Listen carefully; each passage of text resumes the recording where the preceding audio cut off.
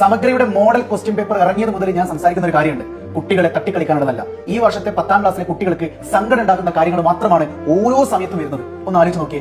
ഈ വർഷത്തെ 10ാം ക്ലാസ്സിലെ കുട്ടികൾ പൊതുവിദ്യാഭ്യാസ വകുപ്പിനോട് പരാതികൾ പറയാണ്. ഞങ്ങൾക്ക് ഒരുപാട് പഠിക്കാനുണ്ട്, ഭാരമേറിയതാണ്. എന്നിട്ടോ അത് മനസ്സിലാക്കിയ പൊതുവിദ്യാഭ്യാസ വകുപ്പ് പ്രതികരിച്ചത് ഇങ്ങനെയാണ്: അടുത്ത വർഷത്തെ SSLC കുട്ടികൾക്ക് 25% സിലബസ് കുറച്ചു കൊടുക്കുമെന്ന്. ഒന്ന് ആലോചിച്ച് നോക്കടാ.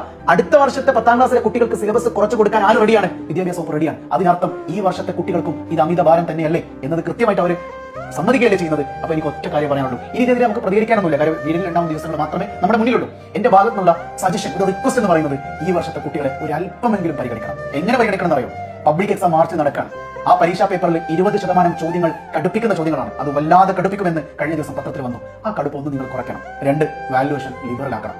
ഇവരെ അമിതമായിട്ട് ഭാരം ഏറ്റെടുക്കുകയും അതിനുവേണ്ടി അഹോരാത്രം കഷ്ടപ്പെടുകയും എന്നാൽ സമയം ലഭിക്കാതെ പോയ കുട്ടികളാണ്. പുതിയ സിലബസിനെ അംഗീകരിച്ച, പുതിയ ക്വസ്റ്റ്യൻ പേപ്പർ പാറ്റേണിനെ മനസ്സുകൊണ്ട് തയ്യാറെടുത്ത കുട്ടികളാണ്. ആ കുട്ടികൾക്ക് നിങ്ങൾ ഈ 2 കാര്യങ്ങൾ ചെയ്തു കൊടുക്കണം. നിങ്ങൾക്ക് ഒരിക്കലും ഇതിനെക്കുറിച്ച് ആലോചിച്ച് സങ്കടം ഉണ്ടാവരുത്. നമ്മൾ പോരാടാം. ഇതുവരെ നമ്മൾ ഒരു സ്വാതന്ത്ര്യ സമര സേനാനികളായിട്ട് മാറി. ഇനി മുന്നോട്ട് അങ്ങനെ തന്നെ. പക്ഷേ പ്രിയപ്പെട്ട പൊതുവിദ്യാഭ്യാസ വകുപ്പ് ക്വസ്റ്റ്യൻ പേപ്പറിന്റെ പാറ്റേണിൽ 20% കടുപ്പിക്കുന്ന ചോദ്യങ്ങൾ കടുപ്പ് ഉറപ്പം കുറയ്ക്കണം. 2, വാല്യുവേഷൻ സമയത്ത് അവർക്ക് ലിബറൽ ആക്കി കൊടുക്കണം. വാല്യുവേഷൻ എളുപ്പമാക്കണം. അവർ എഴുതാതെ പോയതിന് അല്ല മറികടം പറഞ്ഞത്, എഴുതിയത് പൂർണ്ണമാകാത്തതിനൊക്കെ നിങ്ങളൊന്ന് പരിഗണിക്കണം എന്ന് മാത്രമേ എനിക്ക് പറയാനുള്ളൂ.